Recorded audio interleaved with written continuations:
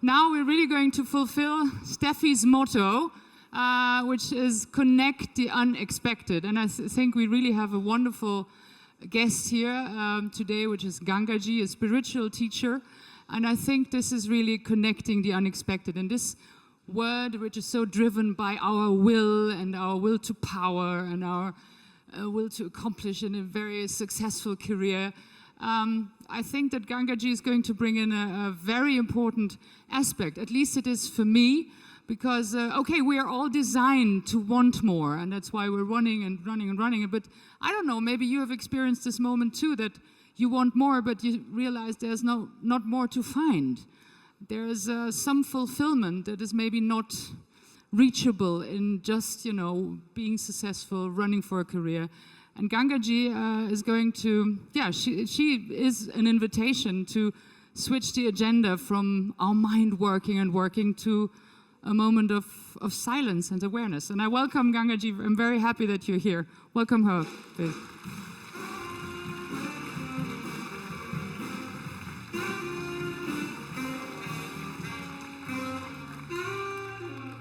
Yes, Gangaji, thank you for coming. I think it's a great opportunity to have you here.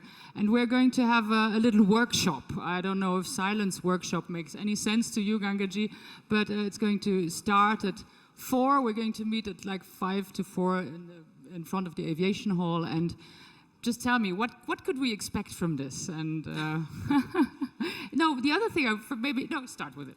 I shut up, sorry. No, you were saying it. There comes a time, and maybe we have no choice when this time comes, when we recognize that all the successes, excuse me, we have aren't satisfying something very deep inside. We make our outcomes, we fulfill our production quota, and that's very good and important, and we rise and we feel good about ourselves. But there's something still yearning. And the way we think about these things is we just try to take on bigger and bigger tasks. Maybe our lives become lives of service. That's wonderful, like you did with your doctoring. And we give of ourselves, and we get satisfaction, and we get temporary fulfillment. But the really good news is that there is lasting fulfillment. And it is actually already present in you. There is already silence and quiet and peace that is at the core of yourself, under the thoughts and plans, under the obsessive thoughts and plans, under the emotions, positive and negative. There is an ocean of peace. Well, there's a universe of peace, and it's aware of itself. It is yourself, actually. And so in all of my meetings, I simply participate with the people I meet with to discover that. I'm not interested in teaching you concepts of peace. You've learned enough, and that would just be another goal. This is actually about a direct experience of what is at the core. Tell me, as we're here to talk a lot as well about gender differences, and we heard about this and that, is there any gender difference when it comes to the capability to surrender or to open yourself to such an experience of silence and awareness? Well, I think maybe there used to be. But now women are equal with men there. I think in more traditional ways, women lived lives of surrender, where they didn't have the power that women have now. And so there was a willingness to stop trying to get their particular agenda fulfilled. And so surrender was discovered, to the detriment of women quite often. So I'm definitely not promoting that. But as women have become liberated, it seems to me that often we've taken on the male model of goal orientation. But finally, really, the answer to your question is, even though women may be naturally more empathic and men may have to develop that, when I said it's under thoughts and it's under emotions, it's also under gender. It's the core of yourself that is not defined by gender or defined by success or failure. It's your true nature. So women perhaps in the past have had more practice at finding that. But is it possible to combine I don't know, a successful life, a life where you want more and every day, with these moments of silence? Or do you have to choose and say, no, now I totally dedicate myself to meditation, to sitting, and, you know, do you see people that really are able to have both, to live both? Well, I'm not a particularly good meditator, so that would answer really? that question. I have a particular meditation practice. I live a very full life. But I believe the essential question is, what do you want? And when... Everything. We want it all. Yes, and what would that give you if you had it all? Everything. Yeah, and what would... Hopefully. What would the experience of having everything give you? A deep feeling of peace. Yes. Peace is maybe what we're mostly looking for at the end. That's it. What you are looking for, whether we define it as peace or fulfillment or lasting happiness, is already here. It's already the core of your being. And there is a way that our thinking minds say, no, no, no. First I have to get, and second I have to get. And I couldn't go to just peace because then I wouldn't do. And that's just a trap of thought. And that's why I'm not interested in actually teaching concepts of peace, but supporting you in discovering that, in fact, you, without any changes, without fixing anything that may be dysfunctional in you, you can discover this. Peace is alive in you. It is you. It's your face. And somehow you know it. And yet there can be a great fear of it. And maybe it's the fear that I would be, as when we were speaking, someone came up to me in London and said, but I don't want to be flat. And of course not. So I'm not suggesting a peace that is flat. It's a peace that is full. Where would ambition and all this, you know, come from once you're totally in this peace? Is there still ambition? Is there still, you know, wanting, creating, creativity left? Yes, that's a really good question. Well, there can be. And if your ambition has been for things that actually don't support this in yourself or in others, it may just die like that. I know I have an ambition to speak to as many people as I can to invite them to this. But I also know that if that ambition is not fulfilled, I'm still fulfilled.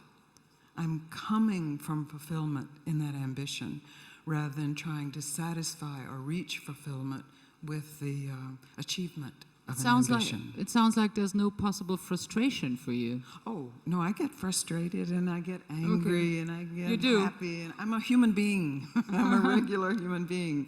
And that's part of the good news. That's all happening on the surface. Even very deep emotions relative to the core of your being are superficial. So you're free to follow how you're made. My teacher's teacher was a hermit. But my teacher was a householder. He supported a family. He made sure... It was Papaji, right? Yes, Papaji, Punjaji got married. He did the things he was supposed to do, but he wasn't doing them so they would give him peace and fulfillment. He was coming from that. And to me, it seems that that's where we are in a crossroads of human evolution, is that we recognize in the developed world, in a prosperous world with all the privileges we have, if there is still some yearning or dissatisfaction, then perhaps it doesn't have to do with externals. Perhaps it has to do with coming full circle back to, who am I really? And I'll hope that in the little workshop we'll be able to answer that question for everybody who's coming, right? Well, it's already present in everybody. It's already present. That makes it even harder somehow, that you say it's already there, and then we say, like, oh my God, but I haven't found it yet. what did I do wrong? That's right. It is the hardest. It's the most simple. But that's what makes it so hard, because we have very developed brains, gloriously developed brains, and we have complex issues and problems that take our attention. And in that, we overlook what is the most simple, this core simplicity of being, even before human being, before female being, male being, German being, American being, this that unites us with all of creation, consciousness, aware of itself. And you reach definitely a stage where you're all the time conscious about this deeper being and deeper connection to everything and everybody. And I'm not always in a particular state, but there's a certain point where I recognized, and it was like this, it was like, oh, that. Oh, of course that's always been here. But my mental activity had been so going outward that it had never turned inward to investigate what is always present. It is yourself. You are always somehow aware of yourself. You may have different definitions of yourself and different evaluations of yourself, but under that is the awareness of myself, I. Could you tell us, Gangaji, how your journey was and how you arrived to that special moment? I think it was on the river Ganges, and how did you get there? Well, it seems so mysterious now, but I started out seeking happiness as a young girl and doing what I thought would bring me happiness. And for me, being raised in the American South in the 50s, that meant finding the right man. And I did. Did you? I did.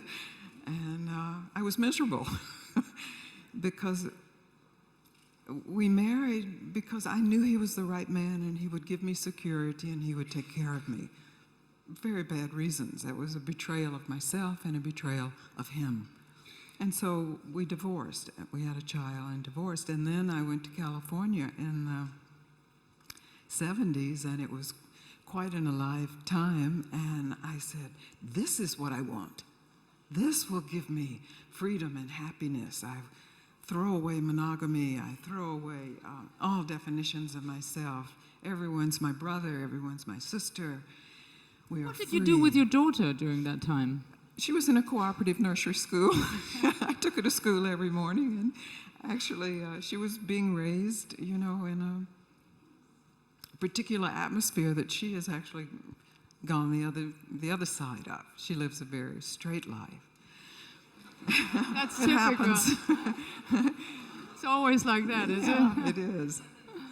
But what I discovered, even though I had a lot of pleasure and a lot of awakenings in that time, was that it still didn't Oh, you satisfy. have more than one awakening? You can have we many all do. awakenings? We all Really? have awakenings. We have light bulbs that go on.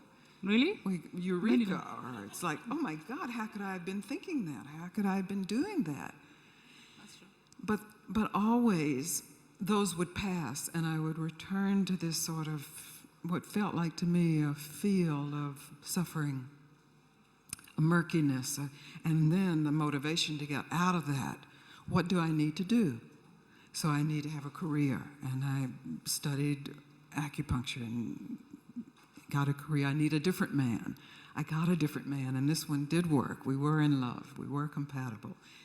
And even though I was successful then, still this yearning was present, and I had to tell the truth. I don't know what to do. I had tried doing, and in that I realized for myself that I needed a teacher. I don't say everyone needs a teacher, but I did. And I certainly didn't think it would be a Hindu guru teacher. I was not interested in the guru scene, but my teacher turned out to be a guru. And Why didn't you want me to call you a guru, by the way? Or because there's no female name for a guru? What could it be? A gura? Gura, A maybe. gurina? Gura. Gurina is better. It has such a negative connotation. Really? It does in the States. I don't know if it here. I mean, we're allowed to have financial gurus and image gurus, but if you have spiritual gurus, it means somehow, in error, it means that you have been taken over by something. But I got to my teacher, and I saw this huge presence, and he said, "What do you want?" Which was really the question I had been asking myself, and trying to fill it with husbands and success and outcomes. And I said, "I want freedom. I want the truth. What do I do?" And he said, "Stop. Be still." And at first, I couldn't quite believe I understood what he said. Stop?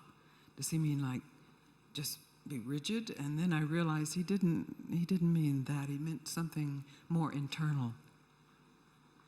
He meant stop searching. Stop trying to get anything, just for a moment. He said, it takes 1/12 of a second just to stop totally and see what is here. So it was a challenge for me, because to me, this word stop, I felt that I would lose everything I had gained. I felt that I could revert to a vegetative state, or back to that young woman in Mississippi trying to escape. And so I was terrified. But I had enough experience with achievement and failure that I recognized I had never considered stopping. I had never actually stopped. And so I stopped.